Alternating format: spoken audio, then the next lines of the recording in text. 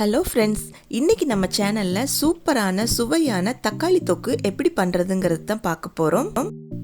இந்த தக்காளி தொக்கு சப்பாத்திக்கு, சாதத்துக்கு, இட்லி, தோசை எல்லாத்துக்குமே அருமையாக செட் ஆகும். எப்படி செய்கிறதுன்னு பார்க்கலாம் வாங்க. 2 கிலோ தக்காளி எடுத்திருக்கேன். நல்ல பழுத்த கனிஞ்ச பழமாக எடுத்திருக்கிறேன். இதை நல்லா வாஷ் பண்ணி எடுத்து வச்சுக்கலாம். இது மேலே இருக்கிற இந்த கண்ணை தனியாக கட் பண்ணி எடுத்துடணும், அது தேவையில்லை.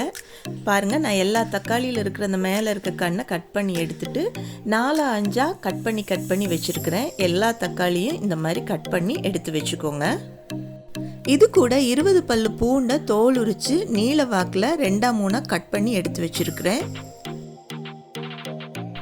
இது கூட 2 டேபிள் ஸ்பூன் வெந்தயம், 2 டேபிள் ஸ்பூன் கடுகு எடுத்து வச்சுருக்கேன். இதை நல்லா வறுத்து இதையும் பவுடர் பண்ணிக்கலாம். அடுத்ததா 1 டேபிள் ஸ்பூன் மஞ்சத்தூள், 1/2 டேபிள் ஸ்பூன் பெருங்காயத்தூள், 3 டேபிள் ஸ்பூன் மிளகாத்தூள். காரம் உங்களுக்கு தேவையான அளவு நீங்கள் பயன்படுத்திக்கலாம். இது கூட ஒரு பெரிய சைஸ் எலுமிச்சம்பழ அளவுக்கு புளி எடுத்து வச்சுருக்கேன். அதை நல்லா ஊற வச்சு அதில் இருந்தும் சாறு எடுத்து வச்சுக்கலாம். இப்போ ஒரு ட்ரை பேன் வச்சுக்கலாம். எண்ணெய் ஊற்ற வேண்டாம். எண்ணெய் ஊற்றாமல் அந்த கடுகையும் வெந்தயத்தையும் தனித்தனியாக வறுத்து எடுத்துக்கலாம். ரெண்டையும் ஒன்றா போட்டு வறுக்காதீங்க, ஏன்னா வெந்தயம் வறுபடுறதுக்கு கொஞ்சம் லேட் ஆகும், கடுகு சீக்கிரம் பொரிஞ்சிடும். இது ரெண்டையும் பொன்னிறமாக வறுத்து தனியாக எடுத்து மிக்சியில் போட்டு ஒன்றா சேர்த்து பவுடர் பண்ணிக்கலாம். வெந்தயம் நல்லா ப்ரௌனிஷ் ஆகிடுச்சு. இதை நம்ம ஒரு மிக்சி ஜாரில் மாற்றிக்கலாம். இதே போல் கடுகையும் வறுத்துக்கலாம். கொஞ்சம் சிம்மிலேயே வச்சு வருங்க, இல்லைன்னா ரொம்ப கருகிடும்.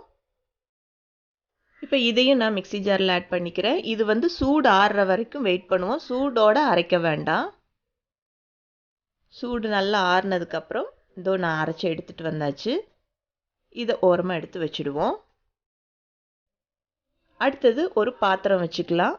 அந்த பாத்திரத்தில் தண்ணி இருக்கக்கூடாது, ஃபுல்லாக ட்ரை ஆகட்டும். அதில் நீங்கள் கட் பண்ணி வச்சுருக்கிற தக்காளியை அப்படியே ஆட் பண்ணிக்கோங்க. தண்ணி ஊற்ற வேண்டாம்.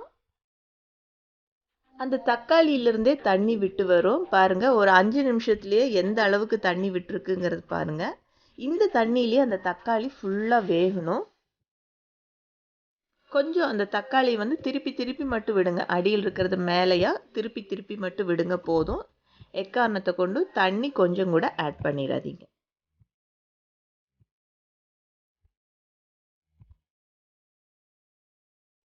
பாருங்க, இப்போ எந்த அளவுக்கு தக்காளி சுருங்கிடுச்சு, தண்ணி எந்த அளவுக்கு அது ஃபுல்லாக முங்குற அளவுக்கு தண்ணி அதிலிருந்து விட்டு வந்திருக்குது. நல்லா இதில் வேகட்டும். இப்போ புளி ஊற வச்சுருக்கோம் இல்லையா, அதை நல்லா சாறு எடுத்துக்கலாம் அதிலிருந்து. இது புது புளி, அதனால் உங்களுக்கு நல்லா திக்காக நிறைய சாறு வரும், புளியோட தன்மையை பொறுத்து. பாருங்க, இது எப்படி பேஸ்ட் மாதிரி வந்திருக்கு அப்படின்னு சொல்லிட்டு. இதையும் இப்போ வெந்துகிட்டு இருக்கு இல்லையா தக்காளி, அது கூடயே ஆட் பண்ணிக்கலாம். இப்போ இந்த புளியும் தக்காளியும் நல்லா கலந்து விட்டுக்கோங்க. இப்போ பாருங்க, இதோட ஸ்ட்ரக்சர் எந்த அளவுக்கு வந்திருக்குன்னுட்டு. நான் அரைக்க மாட்டேன், எனக்கு இந்த மாதிரி திரியாக இருந்துச்சுன்னா தான் பிடிக்கும். இதில் இன்னும் தண்ணி ஃபுல்லாக ட்ரை ஆகணும். இப்போ இது கூட மிளகாத்தூள், மஞ்சத்தூள், பெருங்காயத்தூள் அது 3ஐயும் ஆட் பண்ணிக்கலாம். இது நல்லா அந்த தண்ணி பதத்தில் இருக்கும்போதே இதை ஆட் பண்ணி நம்ம ட்ரை பண்ணும்போது தான் அதில் இருக்கிற அந்த பச்சை வாசனை சுத்தமாக போகும். அதனால் நான் முன்னாடியே அதை ஆட் பண்ணிவிடுவேன். சிலரெல்லாம் எண்ணெயில் போட்டு தாளித்து எடுப்பாங்க, பட் நான் அந்த மாதிரி பண்ண மாட்டேன். இது கொதிச்சுட்டு இருக்கும்போதே போட்டு எல்லாத்தையும் நல்லா கிளறிடலாம். கிளறி இன்னும் கொதிக்க வைக்கலாம். இதை மூடி வைக்காதீங்க, சிம்மிலேயே வச்சுருந்து கொதிக்க விடுங்க, இல்லைன்னா வெளியே தெரிக்கும் பயங்கரமாக. இப்போ நான் அது பக்கத்தில் ஒரு அடுப்பில் மாற்றி சிம்மில் வச்சுருக்கேன். அது இன்னும் ட்ரை ஆகணும். இப்போ இன்னொரு பாத்திரத்தில் நம்ம 200 ml நல்லெண்ணெய் ஆட் பண்ணிக்கலாம். நான் நல்லெண்ணெயில் தான் செய்வேன், உங்களுக்கு எந்த எண்ணெய் விருப்பமோ அதில் செய்துக்கோங்க. எண்ணெய் நல்லா சூடானதுக்கப்புறம் கடுகு கொஞ்சமாக ஆட் பண்ணிக்கோங்க. கடுகு நல்லா பொரிஞ்சு வரட்டும். பொரிஞ்சு வந்ததுக்கப்புறம் நம்ம வெட்டி வச்சுருக்கிற வெள்ளைப்பூண்டை அதில் ஆட் பண்ணிக்கலாம். ஆட் பண்ணி அதையும் நல்லா ஃப்ரை பண்ணிக்கோங்க.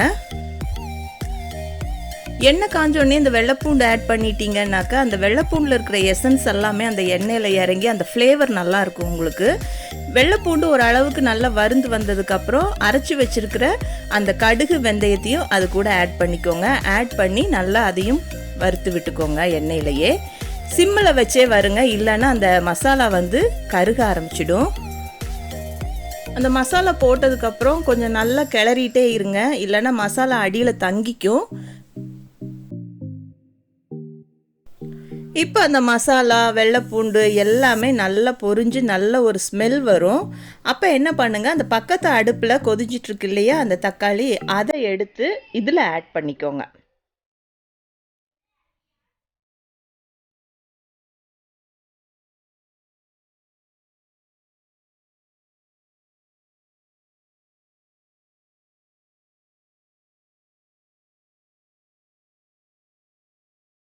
எல்லா தக்காளியும் ஆட் பண்ணதுக்கப்புறம் அந்த எண்ணெயும் இந்த தக்காளி சாறும் நல்லா எல்லாம் மிக்ஸ் ஆகணும். எண்ணெய் தனியாக அந்த தக்காளி சாந்து தனியாக இருக்கக்கூடாது. அந்த அளவுக்கு நல்லா எல்லாத்தையும் கலந்து விட்டுக்கோங்க. கொஞ்சம் டைம் எடுத்து பொறுமையாக கிளறி கொடுத்துக்கிட்டே இருங்க. அடி பிடிச்சிடவும் கூடாது. கொஞ்சம் அடிகனமான பாத்திரமாக இருந்துச்சுன்னா நல்லாயிருக்கும். நான்ஸ்டிக்காக இருந்துச்சுன்னா ப்ராப்ளமே கிடையாது. உங்களுக்கு தேவையான அளவு உப்பும் இப்போவே நீங்கள் ஆட் பண்ணிக்கோங்க. இது இன்னுமே நல்லா தண்ணி வற்றணும், இன்னும் கொதிச்சுட்டு தான் இருக்குது. பாருங்கள் இதோட ஸ்ட்ரக்சர் எப்படி இருக்குன்னு. இப்படி நீங்கள் கிளறும் போது அந்த பாத்திரம் வந்து உங்களுக்கு தெரியணும், கீழே இருக்க பாத்திரம் தெரியணும். ஆனால் இன்னுமே இது திக்காகணும். பாருங்கள் அதுலேருந்து இன்னும் அந்த பபிள்ஸ் வந்துட்டுருக்கு. அந்த பபிள்ஸ் வர்றதை அடங்கணும். அப்போ தான் வந்து உங்களுக்கு கரெக்டான பக்குவம். பாருங்கள் எவ்வளோ சூப்பராக வந்திருக்குன்னு. இது வந்து அரைச்சி போட்டிங்க அப்படின்னாக்க இந்த ஸ்ட்ரக்சர் வராது உங்களுக்கு. எனக்கு உப்பு கொஞ்சம் கம்மியாக இருக்க மாதிரி இருக்குது, நான் இன்னும் கொஞ்சம் உப்பு கூட ஆட் பண்ணிக்கிறேன். இப்போது அந்த தக்காளியிலேருந்து எண்ணெய் தனியாக தக்காளி தனியாக பிரிஞ்சு வருது. இதுதான் சரியான ஸ்டேஜ். இப்போ கொதிக்கிறது பார்த்திங்கன்னா ஆயில் தான். முதல்ல மாதிரி அந்த வெடிச்சு வராதா, தண்ணி இருந்தால் தான் அந்த மாதிரி வெடிச்சு வரும். இப்போ நம்ம தக்காளி தொக்கு சூப்பராக ரெடி ஆகிடுச்சு. டேஸ்ட் பண்ணி பார்த்துடலாம். உங்களுக்கு ஸ்வீட் தேவை அப்படின்னாக்கா இதில் நீங்கள் கொஞ்சம் வெல்லம் கூட ஆட் பண்ணிக்கலாம், அதுவும் நல்லா இருக்கும். பட் நான் வெல்லம் ஆட் பண்ணலை. நீங்களும் இந்த ரெசிபியை வீட்டில் செய்து பார்த்துட்டு எப்படி இருக்குன்னு கமெண்ட்டில் சொல்லுங்கள். தேங்க்யூ.